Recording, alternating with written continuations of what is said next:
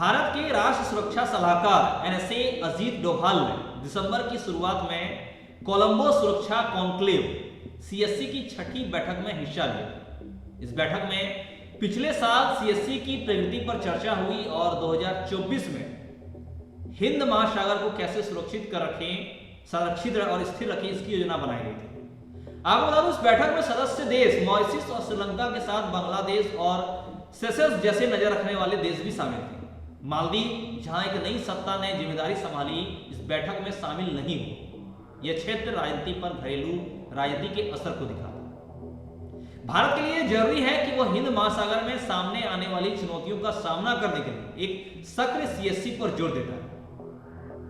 नमस्कार, मैं उमेश कुमार झा और आज की इस वीडियो में मैं आपको बताऊंगा कि कोलंबो सुरक्षा सम्मेलन यानी सीएससी में अजीत डोभाल जी के शामिल होने के क्या मायने हैं, इसके क्या मतलब आए हैं और हिंद महासागर में लेकर बदलते हालात क्या बने। दरअसल सीएससी हिंद महासागर के बदलते हालात को बचाता है। जब 2011 में श्रीलंका, भारत और मालदीव के साथ मिलकर समुद्री सुरक्षा के लिए एक समूह बनाया, तब ये संगठन अस्तित्व में आया।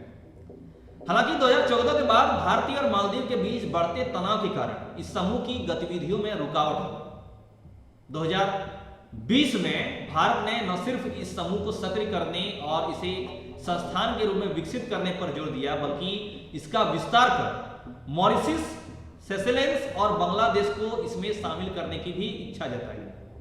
आपको बता दूं, सीएससी को मजबूत करने के प्रयास हिंद महासागर के प्रति भारत के नजरिए को दर्शाता है।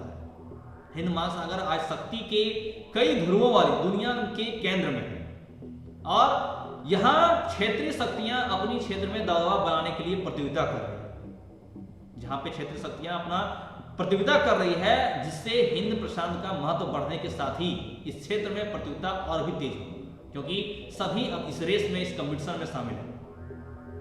भारत जो इस क्षेत्र की पुरानी शक्ति है, उसे सीएससी के जरिए अपने नेतृत्व और सुरक्षा संरचना को मजबूत करने का मौका मिलेगा। आपको बता दूं, स्वतंत्रता के बाद से भारत ने हिंद महासागर में सुरक्षा को बढ़ावा देने में लगातार महत्वपूर्ण भूमिका निभाई है। द्वीप राष्ट्रों की समुद्रों को सुरक्षित करने और अंतर्राष्ट्रीय खतरों का मुकाबला करने की क्षमता भी किसी कमी ने भारत को रक्षा और सुरक्षा से संबंधित क्षमता निर्माण, बुनियादी ढांचे के विकास और उपकरण के प्रावधान में उनकी सहायता करने के लिए प्रेरित किया।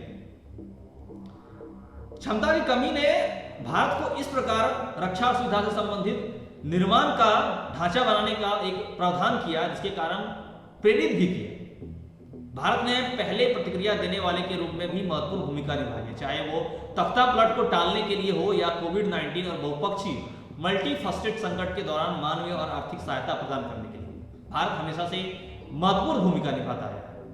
सीएससी भारत को उसकी भूमिका के शामिल करने, क्षेत्रीय सुरक्षा संरचना यानी रीजनल सिक्योरिटी आर्किटेक्चर को नया रूप देने और मौजूदा और उभरते खतरों को बेहतर ढंग से सामना करने का मौका देता है।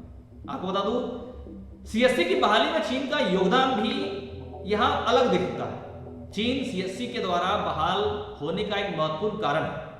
2000 के दशक की शुरुआत से बीजिंग के बेल्ट एंड रोड इनिशिएटिव यानी BRI परियोजनाओं के साथ हिंद महासागर में बड़े पैमाने पर निवेश किया, जिससे उसे हिंद महासागर तक की पहुंच हासिल करने में मदद मिली।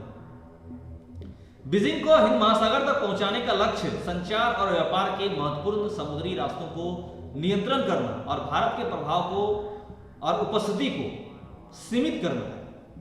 आपको बता दो, चीन न केवल अपनी नौसेना की क्षमता को बढ़ाने की कोशिश कर रहा है, बल्कि उसने हिंद महासागर से सटे राज्यों से अपने संबंधों को मजबूत किया।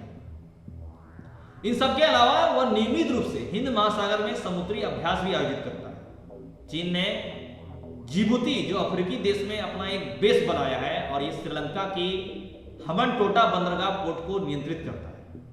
ये हिंद महासागर के तल का नक्शा तैयार करने के लिए वैज्ञानिक जहाजों की मदद लेता है और आखिर में वह Indian ocean vision forum on development corporation जैसे माध्यमों से अपनी मौजूदगी दर्ज कराकर हिंद महासागर में मौजूदा संरक्षण संरचना यानी आर्किटेक्चर से मुकाबला करना चाहता है। ऐसे में भारत और चीन का यह मुकाबला देखने को बनता है, यानी कि एक बड़ा खबर है, एक बड़ा मुद्दा है।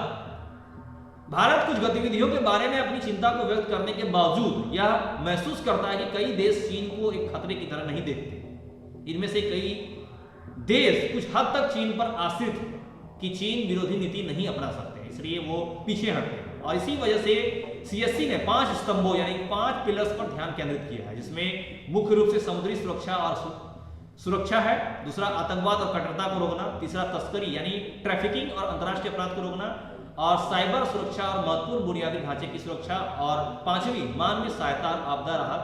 ये पांचों मुख्य पिलर जो हैं सीएससी ने इसे शामिल किया है। आगवादों क्षेत्रों के सहयोग से भारत यह उम्मीद करता है कि वह हिंद महासागर के खतरों को बेहतर तरीके से समझने और उस पर अपनी राय देने में सक्षम होगा और हिंद महासागर से सटे क्षेत्र राज्यों के लिए एक पसंदीदा विकल्प बने।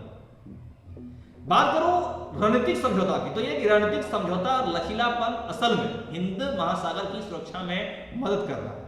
2021 से सीएससी ने आतंकवाद और आतंक को उकसाने के लिए दी गई रकम, चाहे वो नशीले पदार्थों की तस्करी, साइबर अपराध और सुरक्षा, समुद्री प्रदूषण, समुद्री कानून और तटीय सुरक्षा की जांच की, कई मायने से उकसाने के लिए रकम दी गई है, कई मायनों से रकम खर्च किया गया। अब 2022 में पहली बार संगठन ने समुद्र वैज्ञानिक यानी ऑशनोग्राफर्स और जल संरक्षणकर्ताओं यानी कि हाइड्रोग्राफर्स का एक सम्मेलन और तटीय कोस्टल सुरक्षा पर एक अन्य सम्मेलन आयोजित किया और 2024 में इस तरह के और सम्मेलन आयोजित करने की तैयारी की जाए।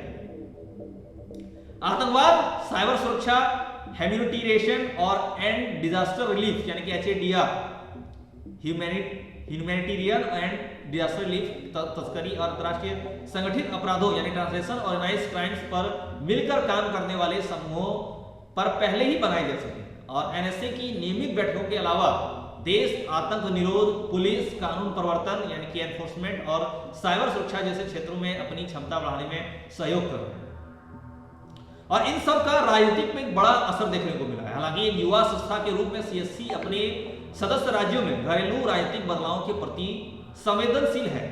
मालदीव का इस बैठक में शामिल न होना इस बात की पुष्टि करता है। उसके इस फैसले के 2 कारण हो सकते हैं। पहला, वह चीन के साथ अपने घनिष्ठ मैत्री संबंध या मित्रता या दूसरा राष्ट्रवादी अभियान को उम्मीदों पर खरा उतरना चाहता है, जिसने रक्षा सहयोग के मामले में भारत से दूरी बनाने का वादा किया है। हालांकि राष्ट्रवादी और चीन के करीबी होने की योजना और उपयोग मालदीव तक ही सीमित नहीं है। आपको बता दूं, सीएससी के सभी सदस्य लोकतंत्र हैं और ये देश अपने घरेलू और बाहरी लाभ के लिए दोनों कार्ड का उपयोग जारी कर रखेंगे और क्योंकि इंडो पैसिफिक क्षेत्र प्रमुखता से बढ़ रहा है, इसलिए ऐसे में पिछले दशक में नई दिल्ली की महत्वाकांक्षाएं, जिम्मेदारियां और खतरे काफी हद तक बढ़ रहे हैं। ऐसे में इस क्षेत्र को नेतृत्व बनाए रखने में सीएससी की महत्वपूर्ण भूमिका बन रही है और दिख रही है। आज की इस वीडियो में फिलहाल इतना ही। आगे आपसे फिर मिलेंगे कुछ नई अच्छी खबरों के साथ। हमारे साथ अंत तक मिलने धन्यवाद। जय हिंद, जय भारत।